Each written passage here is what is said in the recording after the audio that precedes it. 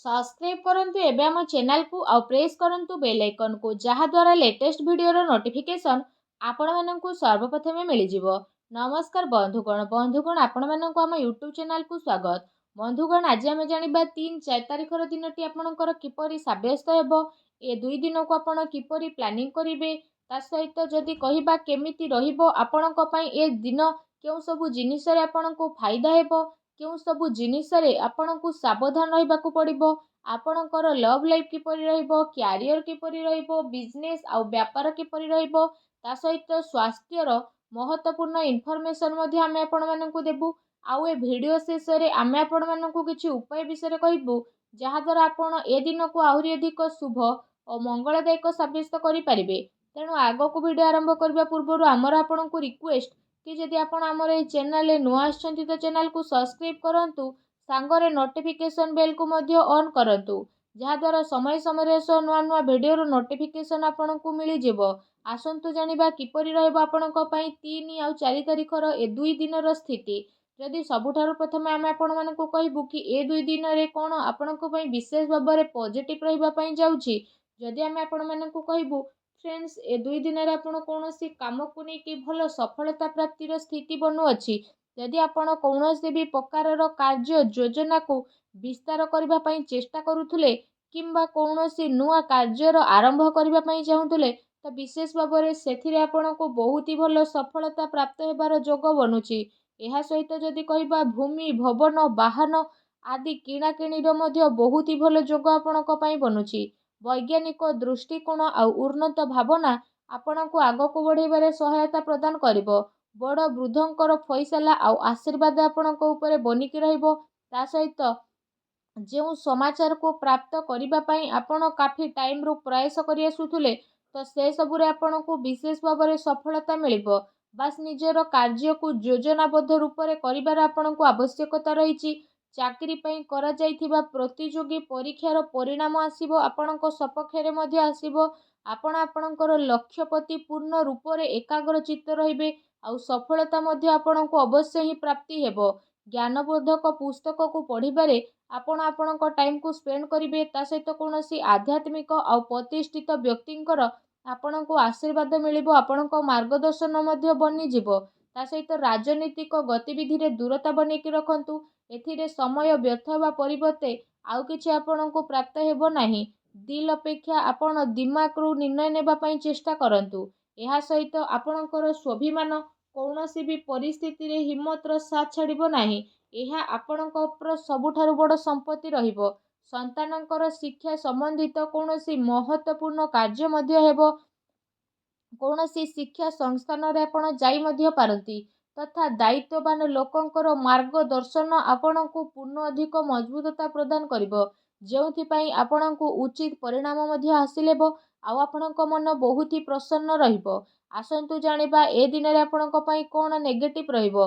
जदि कहिबा भूल कथार प्रतिकार करिबा द्वारा अकारण रे ही लोक माने आपणको विपक्ष रे आसीबे, आउ आपणको बदनाम हेबार विशेष भाबरे संभावना बनुछि। ता सहित टिके भी लापरवाहीर परिणाम आपणकर भयंकर होई पारे। कौनसी संपर्कीयंकर स्वास्थ्य को नेकी ए दिन रे आपणकर टेंशन रहिबो। विद्यार्थी वर्ग हास परिहास आउ मनोरंजन आदिर व्यर्थ कार्य रे पड़िकी निजर पाठपढ़ा सहित समझौता करंतु नाही। पैसा मामला रे जदि कहिबा काहा उपरे आपण आदौ भी विश्वास करंतु नाही, एहा आपणको पई फायदावान साब्यस्त हेबो। राजनीति कार्य रे आपणको सावधान रहिबार आवश्यकता रहिछि। ता सहित कौनसी नुआ निवेश करिबा पूर्वरु आपण भल भाबरे जांच एवं पड़ताल करि नियंतु। ए समयर आर्थिक स्थिति आपणकर किछि भल रहिबो। घरर बड़ वृद्ध वरिष्ठ सदस्यंकर स्वास्थ्यर आपणको विशेष रूप रे ध्यान रखिबार आवश्यकता रहिछि। अजणा एवं अपरिचित लोकंक द्वारा व्यवहार रे लेन देन रे आपण सावधान रखिबार विशेष आवश्यकता रहिछि। खर्च उपरे भी नियंत्रण रखिबा, सेथि पई आपणको आर्थिक व्यवस्था रे मध्य काफी टाइम पर्यंत सुधारता आसीबो। ता सहित घरर लोकंक भितरे कौनसी हालका फुल्का नोक झोक मध्य होई पारे। एहा सहित विशेष भाबरे जदि कहिबा कौनसी संपर्कीयंक संबंधित कौनसी अप्रिय समाचार मध्य आपणको विचलित करि पारे। सेथि पई आपणको धैर्य एवं संयमता बनेकी रखिबार अति आवश्यक रहिछि। आसंतु जानिबा ए दिन रे आपणकर लव लाइफ किपरि रहिबो। ଯେଉଁ ଲୋକମାନେ ଏପର୍ଯ୍ୟନ୍ତ ସିଙ୍ଗେଲ ଥିଲେ ସେମାନଙ୍କ ଜୀବନରେ କୌଣସି ପ୍ୟାର ସାଥୀ ଆସିନଥିଲେ ଏବେ ଆସିବେ। ନିଜର ପ୍ରେମ ଜୀବନକୁ ଗଭୀର ଶାନ୍ତି ପ୍ରଦାନ କରିବା ଆଉ ଜଣକୁ ବୁଝିବାର ଦିନ ଅଟେ। ଜୀବନ ସାଥୀ ଏବଂ ପରିବାରଜନଙ୍କର ସହଯୋଗ ଆପଣଙ୍କର ଆତ୍ମବଳ ଏବଂ ଆତ୍ମବିଶ୍ୱାସକୁ ବଢ଼େଇବ। ତା ସହିତ ଆପଣ ଚିନ୍ତାମୁକ୍ତ ହୋଇକି ନିଜର କାମ ଉପରେ ଧ୍ୟାନ କେନ୍ଦ୍ରିତ କରିବେ। ଦାମ୍ପତ୍ୟ ସ୍ଥିତିରେ ଆପଣଙ୍କର ମଧୁରତା ଆସିବ। ତା ସହିତ ପରିବାର ଆପଣଙ୍କର ପ୍ରାଥମିକତା ରହିବ। ବିଶେଷ ଭାବରେ ଜୀବନସାଥୀ ଆପଣଙ୍କ ପରିସ୍ଥିତିରେ ପୂର୍ଣ୍ଣ ରୂପରେ ସହଯୋଗ ପ୍ରଦାନ କରିବ। ଏହା ସହିତ ମାତା ପିତା ଏବଂ ଘରର ବୃଦ୍ଧଙ୍କର ଆଶୀର୍ବାଦରେ ଆପଣ ଆପଣଙ୍କର ଆତ୍ମବିଶ୍ୱାସକୁ ମଧ୍ୟ ବନେଇକି ହିଁ ରଖିବେ। ତା ସହିତ ପରିବାରରେ ଏ ଦିନରେ ଶାନ୍ତିର ବାତାବରଣ ରହିବ। ସନ୍ତାନଙ୍କର ସହମତି ଏବଂ ଅଧ୍ୟୟନ ସମ୍ବନ୍ଧିତ ସ୍ଥିତି ଆପଣଙ୍କ ପାଇଁ ବନିବ। କୌଣସି ପୁରୁଣା ମିତ୍ର ମିଶିବା କାରଣରୁ ହାର୍ଦ୍ଦିକ ଖୁସି ଆପଣଙ୍କୁ ପ୍ରାପ୍ତି ହେବ। ଆସନ୍ତୁ ଜାଣିବା ଏ ଦିନରେ ଆପଣଙ୍କର ବ୍ୟବସାୟ କ୍ୟାରିୟର କିପରି ରହିବ। ଯଦି କହିବା ଏ ଦିନ ଆକସ୍ମିକ ଧନଲାଭର ପ୍ରବଳ ହିଁ ଯୋଗ ବନୁଛି। ପ୍ରତିସ୍ପର୍ଦ୍ଧା ଉପରେ ଆପଣ ବିଶେଷ ଭାବରେ ବିଜୟ ପ୍ରାପ୍ତ କରିବେ। ନୂଆ କାର୍ଯ୍ୟ ଆରମ୍ଭ କରିବା ପାଇଁ ସମୟ ଆପଣଙ୍କ ପାଇଁ ବହୁତ ହି ଭଲ ରହିବ। ଏହା ସହିତ କାର୍ଯ୍ୟ କ୍ଷେତ୍ରରେ ଯଦି କହିବା କାମର ଅଧିକତା ରହିବ ଆଉ ଦିନ ଆପଣଙ୍କର ଦୌଡ଼ା ଦୌଡ଼ିରେ ଯିବ। ତା ସହିତ ଆପଣ ପୂର୍ବ କିଛି ଟାଇମରେ ନିଜର ବ୍ୟାପାରରେ ଜି ତୋଡ଼ ଯେଉଁ ପରିଶ୍ରମ କରୁଥିଲେ ସେସବୁ ପରିଶ୍ରମର ଫଳ ଆପଣଙ୍କୁ ମିଳିବ। କାଫି ଟାଇମିଂ ପର୍ଯ୍ୟନ୍ତ ତାର ସକାରାତ୍ମକ ପରିଣାମ ମଧ୍ୟ ଆପଣଙ୍କୁ ମିଳିବ ତଥା କାର୍ଯ୍ୟଭାରର ବିସ୍ତାରତା ସମ୍ବନ୍ଧିତ ନୂଆ ଯୋଜନା ମଧ୍ୟ ଆପଣଙ୍କର ବନିବ। ଏହା ଆପଣଙ୍କ ପାଇଁ ଅବଶ୍ୟ ହିଁ ଲାଭକାରୀ ସିଦ୍ଧ ହେବ। ବ୍ୟବସାୟରେ ନୂଆ ନୂଆ ପ୍ରୟୋଗର ଅମଳ କରିବା ଆପଣଙ୍କ ପାଇଁ ଅତି ଆବଶ୍ୟକତା ରହିଛି। କାରଣ ବର୍ତ୍ତମାନ ସ୍ଥିତି କାରଣରୁ କାର୍ଯ୍ୟରେ ପରିବର୍ତ୍ତନ ଆପଣଙ୍କ ପାଇଁ ଜରୁରୀ ରହିଛି। ଯଦି ଆପଣ ଭୂମି ସେୟାର ଆଦିରେ ନିବେଶ କରିବାର ପ୍ରୋଗ୍ରାମ ବନାଉଛନ୍ତି ତ ସେସବୁରେ ଆପଣ ନିବେଶ ମଧ୍ୟ କରିପାରିବେ। ଏ ସମୟ ଆପଣଙ୍କର କାଫି ଅନୁକୂଳ ଭରା ମଧ୍ୟ ରହିବ ଯାହା ଆଗକୁ ଯାଇକି ଆପଣଙ୍କ ପାଇଁ ବହୁତ ହି ଲାଭକାରୀ ସିଦ୍ଧ ହେବ। ଆସନ୍ତୁ ଜାଣିବା ଏ ଦିନରେ ଆପଣଙ୍କର ସ୍ୱାସ୍ଥ୍ୟ କିପରି ରହିବ। ଯଦି କହିବା ଏ ଦିନ ଆପଣ ଆପଣଙ୍କର ଶରୀରର କ୍ଷମତାକୁ ବନେଇକି ରଖିକି ନିଜର ସବୁ କାର୍ଯ୍ୟକୁ ବିଶେଷ ଭାବରେ ପୁରା ଶାରୀରିକ କ୍ଷମତା ସହ କରିବାରେ ସଫଳ ନଜର ଆସିବେ।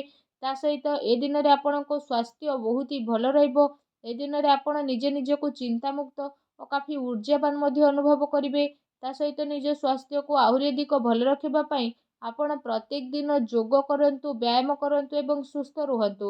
ଆସନ୍ତୁ ଜାଣିବା ଏ ଦିନରେ ଆପଣଙ୍କ ପାଇଁ କ'ଣ ବିଶେଷ ଉପାୟ ରହିଛି।